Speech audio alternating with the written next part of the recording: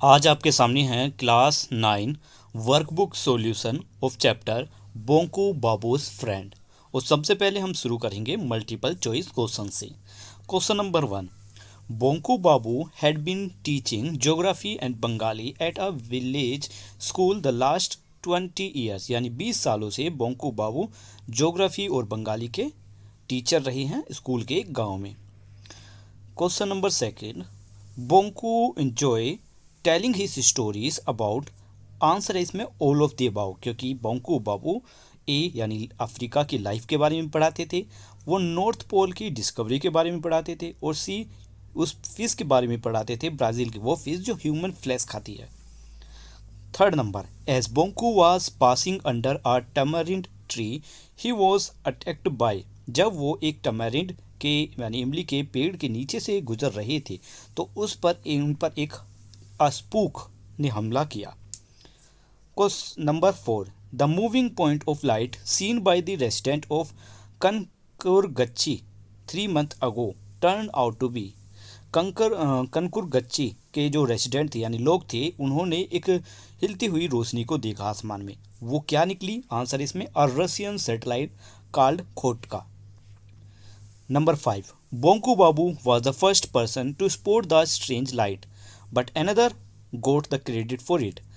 बोंको बाबू ने सबसे पहले उस रोशनी को देखा, लेकिन किसी और ने इसका पूरा क्रेडिट ले लिया। तो आंसर है इसमें निधि बाबू, वो पर्सन थे Nidhi Babu. 6th question.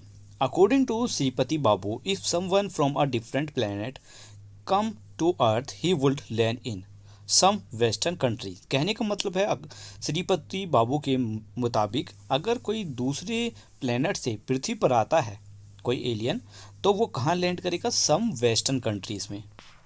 7th number. The object that Bonku saw behind the pond look like a big.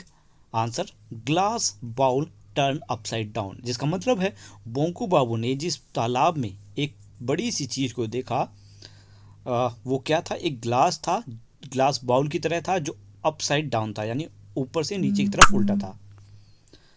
Question number 8। The eye of the alien were. Answer है इसमें round and yellow, bright yellow. 9th number. The alien had landed on the earth by mistake, where was he suppose to go. Alien ने गलती से अर्थ पर land किया, मतलब गलती से अर्थ पर उतर गया, लेकिन उसे जाना कहाँ था? आंसर है प्लूटो पर। 10th question. The alien named Ang had come to down to earth from the planet Craneus. वो क्रेनस ग्रह से आया था। 11th। The small object which look like a pebble, the object which Ang saw Bonku could. यानी वो छोटी सी object, छोटा सा चीज़ जो पत्थर की तरह दिखता था, एंग ने बोंको को दिखाया। वो क्या कर सकता था? Answer is make an enemy powerless. वो छोटा सा पत्थर अपने दुश्मन को क्या कर सकता है? कमज़ोर कर सकता है, उसकी सारी शक्ति छीन लेगा। नेक्स्ट है पैसेज को रीड कर क्वेश्चंस के जवाब देने हैं। पैसेज आप बुक से पढ़ सकते हो। तो क्वेश्चन को शुरू करते हैं। Question number A. What was difficult for the student to imagine why. Student क्या मतलब ये कौन सी कल्पना करना स्टूडेंट के लिए मुश्किल है और क्यों? आंसर है it was difficult for the student to imagine what Bonku Babu would say or do if he get cross.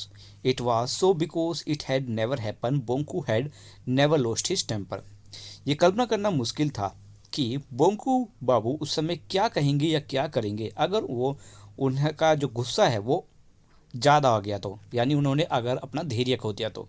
पर ये ऐसा कभी नहीं हुआ कि बोंको बाबू ने अपना धैर्य, अपनी शांतिपन खोया हो और वो गुस्से में आए हो। Question number B. Which tradition continued among the student. कौन सी परंपरा स्टूडेंट्स में अभी तक बनी हुई है? The answer is the tradition of teasing Bonku Babu continue among the student even though the old batch of student was replaced by the new batch of student. यानी बोंको बाबू को परेशान करने की परंपरा स्टूडेंट्स में बनी रही है, यहाँ तक कि अगर पुराने स्टूडेंट चले जाते हैं और उनकी जगह पे नए स्टूडेंट्स का बैच आता है तो वो भी बोंको बाबू को टीज करते हैं, उन्हें परेशान करते हैं। Question number C. The student teased Bonku Babu in different way, what were they. Bonku Babu को परेशान करने की अलग अलग तरीके थे स्टूडेंट्स के, तो वो क्या थे? Some students drew his cartoon on the blackboard. Some other put glue on his chair. They lit a chasing rocket and set it off behind Bonku Babu on the night of Kali Puja. कहने का मतलब है कि कुछ students black board पर उसके कार्टूनी तस्वीर बना देते थे, कुछ उसकी चेयर पर ग्लू लगा देते, कुछ ने तो क्या किया कि काली पूजा के दिन काली पूजा की रात बोंकू बाबू के पीछे एक रॉकेट को जलाकर छोड़ दिया। Question number D, how did Bonku Babu sometimes lightly condemned the students, कि कभी कभार बोंकू बाबू कैसे स्टूडेंट्स को डांटा करते थे। तो आंसर इसमें, normally Bonku Babu did not get upset by the pranks of the student, but on certain occasion he condemned the student with the word same on you boys, कि हालांकि बोंकू बाबू स्टूडेंट्स के प्रैंक्स से कभी भी अपसेट दुखी नहीं होते थे, लेकिन कभी कभार उन्हें डांटने के लिए वो छोटे से कुछ शब्द कह दिया करते, सेम ऑन यू बॉयज, यानी तुम्हें शर्म आनी चाहिए। Question number E, what impression do you from of Bonku Babu, Bonku Babu के स्वभाव से आपको क्या पता चला। Bonku Babu was a sheepish fellow who never lost his temper. Sheepish का मतलब है एक ऐसा इंसान जिसे कुछ बात कहने में घबराहट होती है, शर्म आती है, या फिर वो कहने में हिचकिचाता है। तो बोंकू बाबू भी ऐसे ही थे, ठीक है, वो कम बोला करते थे और हिचकिचाते थे अपनी बात को कहने के लिए। हालांकि the student tease him yet he kept his temper under control, हालांकि जब स्टूडेंट्स उसको टीज करते थे, उसे परेशान करते थे, तो तब भी वो अपने गुस्से को कंट्रोल कर लिया करते थे। पैसेज सेकेंड और question number A, what did Bonku Babu declare in the group, group में बोंकू बाबू ने क्या डिक्लेयर किया, क्या घोषणा की। आंसर इसमें, when the topic of ghost came up Bonku Babu boldly declare that he was not afraid of ghost. जब ग्रुप में बात हो रही थी गोश्त के बारे में, तो बोंकू बाबू ने साहस के साथ ये घोषणा की कि वो किसी गोश्त से नहीं डरते हैं। Question B, what offered a golden opportunity to others, what did they plan, दूसरे लोगों को कौन सा सुनहरा मौका मिला और उन्होंने क्या योजना बनाई। Bonku declared that he was not afraid of ghosts, gave the regular a golden opportunity to put his boldness to test।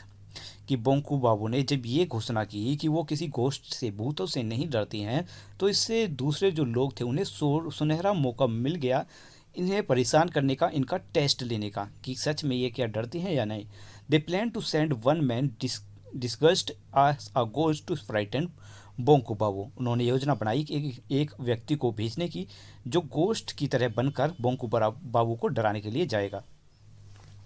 Question C, who do you think was the lean thin figure that landed on the Bonku Babu, आपको क्या लगता है जो पतली सी जो figure थी, आकृति थी, वो जो बोंकू बाबू के ऊपर गिरी, वो क्या थी, मतलब कौन था वो।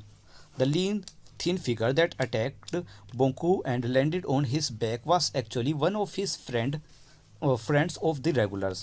जो पतली सी आकृति बोंकू बाबू के ऊपर गिरी वो और कहीं नहीं, उनके दोस्तों में से कोई एक था जो ये मिला करते थे आपस में एक मीटिंग में। He had smeared black ink over itself to give the impression of being an apparition, मतलब उसने अपने ऊपर ब्लैक इंक लगाई हुई थी अपने पूरे शरीर पर, जिससे कि वो एक गोश्त, एक पिशाच की तरह लगे और पहचान में भी नहीं आए। It was done to frighten Bonku, इसे वो उसने ऐसा किया क्योंकि उसे बोंकू को डराना था। Next question, why could Bonku Babu not recognise the apparition, यानी बोंकू बाबू ने उस भूत को यानी पिशाच को कैसे नहीं पहचाना। Bonku could not recognise the man who was pretending to be a person because he had smeared black ink all over his body and face। Bonku Babu ने इसलिए नहीं पहचाना क्योंकि उसने अपने पूरे शरीर पर और चेहरे पर इंक लगाई हुई थी। Question E, how did this encounter with the ghost affect Bonku Babu, Bonku Babu was injured as a result of this encounter with the person who had landed on his back, his neck itched for 3 days, moreover in this encounter Bonku's new kurta was torn. It also had black stain all over। Bonku Babu को इससे बहुत ज़्यादा चोट पहुंची, उनका जो जब वो आकृति उनके ऊपर गिरी थी, यानी वो इंसान उसके उनके ऊपर गिरा था तो उनकी कमर पर गिरा था, जिसकी वजह से 3 दिन तक उनकी गर्दन दुखी, और इसकी वजह से उनका नया कुर्ता भी फट गया था और उस पर धब्बे पड़ गए थे काले काले। Passage 3। What sorts of jokes were played on Bonku Babu. Bonku Babu पर कौन से मजाक किया करते थे, कौन से जोक छोड़ा किया करते थे, कैसे उनके साथ मस्ती होती थी। Bonku Babu was often made fun of this meeting. हमेशा अक्सर इन मीटिंग्स में बोंकू बाबू का मजाक बनाया जाता था। Sometimes they would hide his umbrella और हिज शूज और else a paan would be filled with dirt instead of masala. कभी कभार उनके अम्ब्रेला को छुपा दिया जाता, कभी उनके शूज़ को छुपा दिया जाता, कभी उनके पान में धूल को भर दिया जाता मसाले की जगह, एंड हैंडेड ओवर इट, उन्हें खाने के लिए दे दिया जाता। और everyone would insist that Bonku Babu be force to sing although he could not. और हर कोई बोंकू बाबू को फोर्स करता, उन पर जोर डालता गाने गाने के लिए, जबकि बोंकू बाबू को ऐसा नहीं आता था। Bonku did not like to come even then he came. Bonku को यहाँ आना पसंद नहीं था, उसके बावजूद भी वो यहाँ आया करते। क्यों, ऐसा क्यों है? Bonku Babu was afraid of Shripati Babu who was an influential lawyer. Bonku fear if he did not came his friend Shripati would mind it, so he came to this meeting. Bonku Babu को श्रीपति बाबू से डर था क्योंकि वो एक बड़े लॉयर थे, एक वकील थे। बोंकू बाबू को डर था कि अगर वो अपने इस दोस्त से श्रीपति बाबू से मिलने नहीं आएंगे तो शायद वो बुरा मान जाएंगे, इसलिए वो इन मीटिंग्स में आया करते थे। Why was Bonku so much afraid of Shripati Majumdar. वो श्रीपति मजुमदार से इतना क्यों डरते थे? Bonku Babu was so much afraid of Shripati Majumdar because the latter was an important man in the school committee and in the village. Bonku could not afford to annoy him at any cost. बोंको बाबू उनसे इसलिए डरते थे क्योंकि वो ये इस गांव के, छोटे से गांव के स्कूल के एक बहुत बड़ी कमेटी के हिस्सा थे और एक बड़े इंसान थे, मतलब एक रिस्पेक्टेबल पर्सन थे। बोंको बाबू किसी भी कोस्ट पर, किसी भी तरीके से उन्हें नुकसान नहीं पहुंचाना चाहते थे। Question D. Sometimes Bonku try to keep away from this group. Why. कभी कभार बोंकू बाबू इस ग्रुप से दूर होना चाहते, क्यों? आंसर है Bonku Babu try to keep away from the group because all the regular treated him disrespectfully. क्योंकि सभी लोग इस मीटिंग्स में उनके साथ बुरा व्यवहार करते थे। They humiliate him even without any provocation. This was the too much for him, so he try to stay away from the group. मतलब इन्हें परेशान करने की जो क्षमता थी वो बहुत ज़्यादा हो चुकी थी, मतलब सहन नहीं कर पा रहे थे। अब इतना ज़्यादा होने के बाद उन्होंने इस ग्रुप को छोड़ने का फैसला कर लिया था। One day which topic came up for conversation. What war the view of most of the person. यानी बातचीत का उस दिन, मतलब एक दिन बातचीत किस पर, कौन से टॉपिक पर की जा रही थी, उस पर सभी पर्सन्स का के ज़्यादातर व्यूज़ क्या थे। One day the topic of conversation was space is the other world. Space in the other world.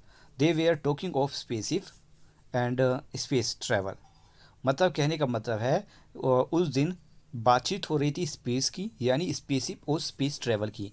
Most of the other felt that spaceship and rocket had no meaning for them as they would never see them in the village, so it was pointless discuss about them, but Bonku Babu disagree with the other. ज़्यादातर का ये मानना था कि spaceship या rocket का बात करने में उनका कोई मतलब नहीं बनता, क्योंकि ऐसी चीज़ उनके गांव में तो कभी नहीं आएंगी। ऐसी चीज़ पर बात करना बेकार है। जबकि बोंकू बाबू इन सभी से राजी नहीं थे, वो डिसएग्री थे इनकी बातों से। Paragraph number 4। Question number A.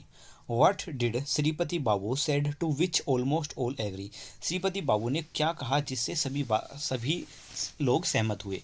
Shripati Babu had said that if someone from a different planet came he would certainly not land on the God-forsaken place. Aliens are quite sensible. If any alien come on land, he would land in some western country. All agree to it. कहने का मतलब है कि श्रीपति बाबू ने कहा था कि अगर कोई दूसरे प्लेनेट से यहाँ आता है तो बिल्कुल वो इस लैंड पर बिल्कुल भी लैंड नहीं होगा, मतलब नहीं उतरेगा, क्योंकि एलियंस सेंसिबल होती हैं, वो बुद्धिमान होती हैं, और एलियन कोई वेस्टर्न कंट्रीज़ में ही उतरेंगे जहाँ पर साहिब लोग रहते हैं, बड़े लोग। Question B, what did Chandi Babu want when he नड्ज Nidhu बाबू, जब उन्होंने निधि बाबू को इशारा किया तब चंदी बाबू क्या चाहते थे? चंदी बाबू नर्ज Nidhi Babu to include him in his attempt to poke fun of Bonku Babu. Chandi Babu ने निधि बाबू को इशारा इसलिए किया क्योंकि वो चाहते थे कि निधि बाबू भी बोंकू बाबू का मजाक बनाने में उनका साथ दें। When Chandi Babu say, I think Bonku is quite right, does he means it in which tone he speak? Answer है इसमें, Chandi Babu does not mean to say that Bonku is correct in his opinion when he says that alien might land in their village. Rather, his tone is sarcastic. He want to make fun of Bonku Babu for holding such an strange opinion. चंदी बाबू इस बात से मतलब चंदी बाबू ये नहीं कहना चाहते थे कि बोंकू बाबू सही हैं, वो उन्होंने इसलिए कहा क्योंकि वो बोंकू बाबू का मजाक बनाना चाहते थे, और ये जो टोन थी वो क्या थी? सरकास्टिक थी।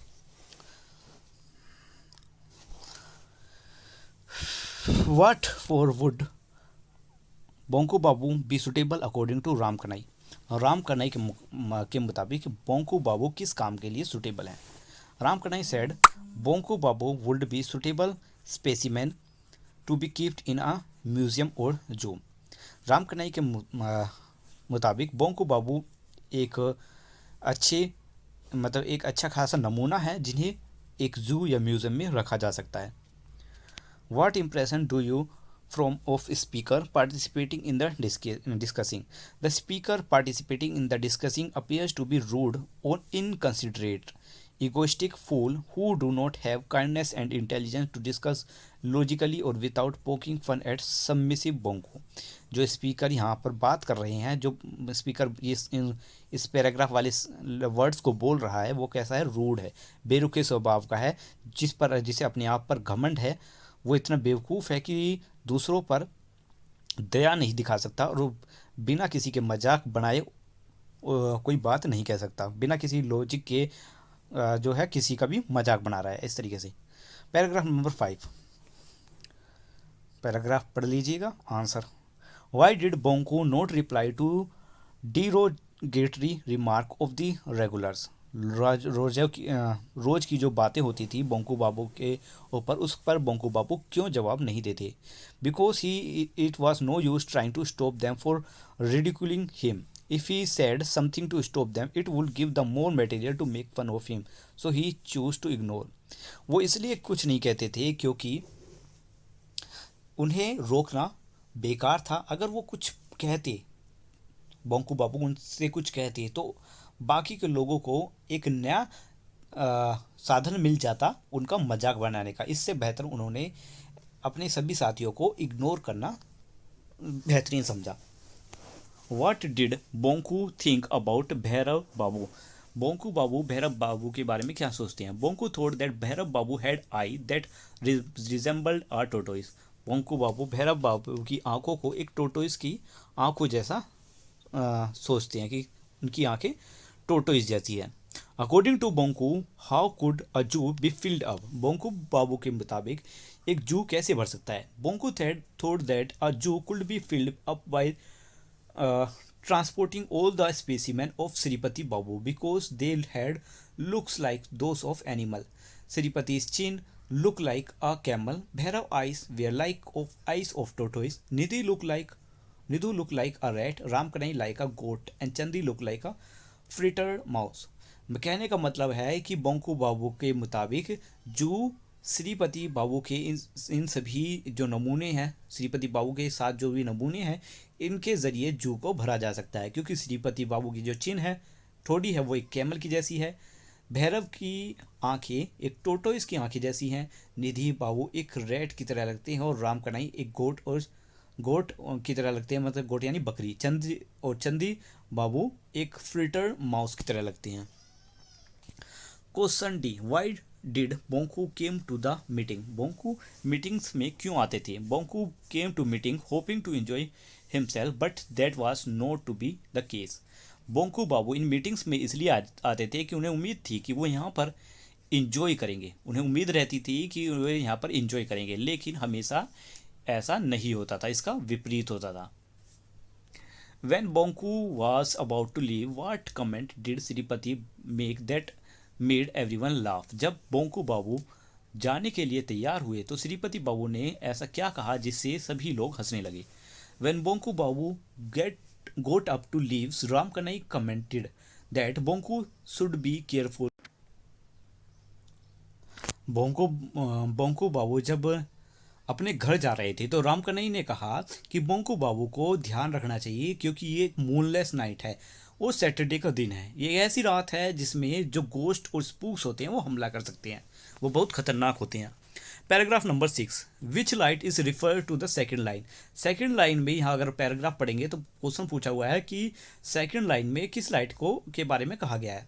The light refers to here the light from the alien spacecraft which has landed in the pond in the field belonging to Panchagos. उस रोशनी के बारे में जो एलियन स्पेसक्राफ्ट से आ रही थी और वो स्पेसक्राफ्ट पोंचागोस के उस मैदान में लैंड हुआ था। Why did Bonku think that a fire had broken out? Bonku को ये क्यों लगता है कि वहाँ आग लगी है? Bonku saw a dull light shining on every branch and every leaf. Bonku Babu ने एक हल्की रोशनी देखी जो हर ब्रांच और हर ब्रांच यानी हर टहनी और हर पत्तियों पर दिखाई दे रही थी। Down below the area behind the pond was lit by a much strong light. यहाँ से पर उन पॉन्ड की तरफ मतलब नीचे की तरफ रोशनी ज़्यादा लग रही थी। Bonku thought that the fire had broken out but was wrong at the light was still. Bonku Babu को लगा कि यहाँ पर आग लगी हुई है जबकि ऐसा नहीं था, वहाँ पर एक लाइट जल रही थी। How did the ground behind the pond look? The ground behind the pond was lit by a very strong pink light. It appears that fire had broken out there, but it was not fire. It was the light coming from an object which looked like a big glass bowl turned upside down. यहाँ पर जो तालाब था वो एक सुनहरी रोशनी से, गुलाबी रंग की सुनहरी रोशनी से चमक रहा था। जैसा लग रहा था कि जैसे वहाँ पर आग लग गई हो, पर ऐसा नहीं था, वहाँ आग नहीं लगी हुई थी, वहाँ एक ऑब्जेक्ट से रोशनी निकल रही थी और वो ऑब्जेक्ट एक बड़े से ग्लास बाउल की तरह था जो कि अपसाइड डाउन था यानी उल्टा रखा हुआ था, ऐसे ही जैसे कि ये कटोरा उल्टा रखा हो। Why did Bonku's ears begin to ring? Bonku के कान क्यों बजने लगे? What did he hear? उन्होंने क्या सुना? Bonku ears began to ring because he heard a loud humming sound. It was long, steady noise which could not be stopped. Actually, it was the sound coming from the strange object that had been landed. Bonku Babu के कान इसलिए बजने लगे क्योंकि उन्होंने तेज आवाज़ सुनाई दी और वो तेज़ आवाज़ काफ़ी समय तक बजती रही कि वो उस आवाज़ को रोक ही नहीं पा रहे थे। और ये आवाज़ एक ऑब्जेक्ट से आ रही थी, वो ऑब्जेक्ट जो वहाँ पर उस लैंड पर लैंड हुआ था। What effect did the noise have on Bonku Babu? उस बोंकू बाबू पर उस आवाज़ का क्या असर हुआ और वो आगे क्यों बढ़े? There was no way Bonku could stop the ringing noise in his ear. Bonku Babu broke out into goose pimples but an irresponsible curiosity drove him further forward. कि बोंकू बाबू किसी भी तरीके से उस तेज आवाज़ को नहीं रोक पा रहे थे, अपने कानों में बजने से नहीं रोक पा रहे थे। वो एक जिज्ञासा के तौर पर ये जानने के लिए कि वहाँ पर क्या है उसे जानने के लिए आगे बढ़े। Paragraph number 7, Who came out of the strange object? उस strange object से कौन बाहर आया? An alien came out of that strange object. Question B. How did that creature look? वो creature कैसा दिखता था? The alien appeared to be weird creature. His arms and legs were surprisingly thin, except his head. His body was covered with shiny pink outfit. कि उस alien का जो शरीर था वो थोड़ा अजीब था। उसके हाथ और पैर बहुत ज़्यादा पतले थे, उसका सिर बहुत बड़ा था और उसकी जो शरीर था, बाकी का शरीर वो पिंक आउटफिट में था। What did it have instead of ears? Years की जगह पर उसके क्या थे? तो instead of ear the alien had tiny holes on each side of his head.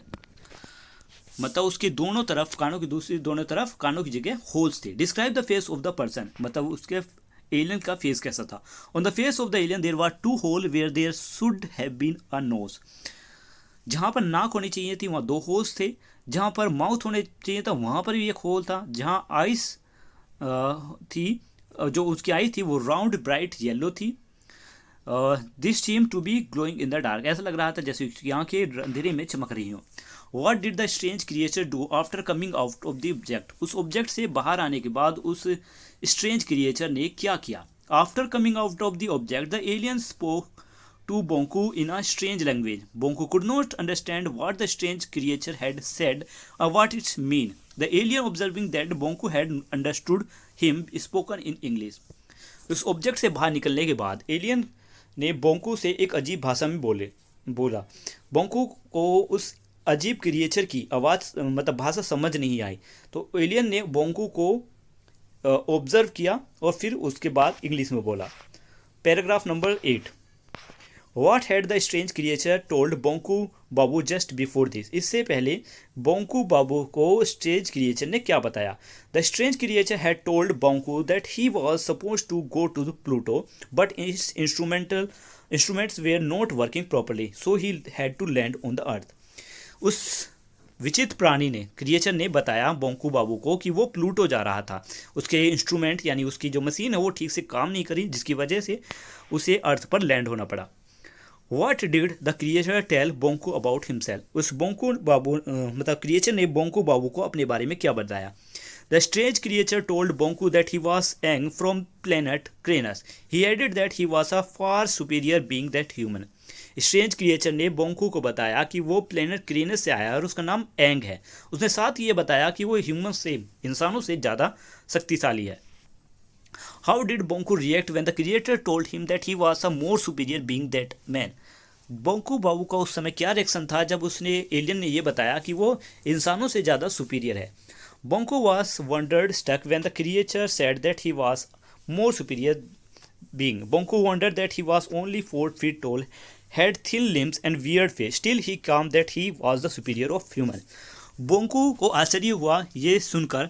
उन्होंने सोचा कि ये छोटा सा प्राणी जो कि 4 फीट टोल का है, पतले पतले हाथ और पैर है, इसके अजीब सा चेहरा है, ये कैसे इंसानों से ज़्यादा शक्तिशाली हो सकता है। तो आंसर है इसमें question number D. How did the strange creature prove that he was superior to Bonku Babu?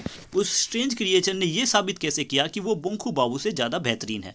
The strange creature told Bonku that he knew 14,000 language were Bonku knew only 3 language और more previously 2.5. Thus he proved that he was a superior.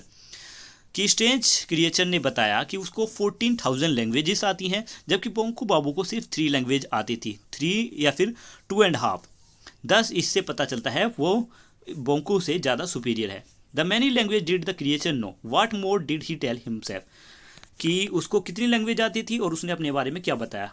Strange creature ने बताया यानी alien ने कि उसको 14,000 language आती है और there was no language in the solar system which he did not know, वो कोई ऐसी कोई लैंग्वेज नहीं जो सोलर सिस्टम में वो नहीं जानता हो। Moreover he told Bonku that he was 833 years old, कि वो 833 साल का है। तो यहाँ पर हमारे टोटल 8 पैराग्राफ खत्म होते हैं और वर्कबुक सॉल्यूशन का ये पार्ट भी खत्म होता है, मतलब चैप्टर नंबर 1। अगर आपने चैप्टर का एक्सप्लेनेशन नहीं देखा तो उसका लिंक भी आपको वीडियो के डिस्क्रिप्शन में मिल जाएगा। मिलते हैं नेक्स्ट वीडियो में, तब तक के लिए बाय बाय।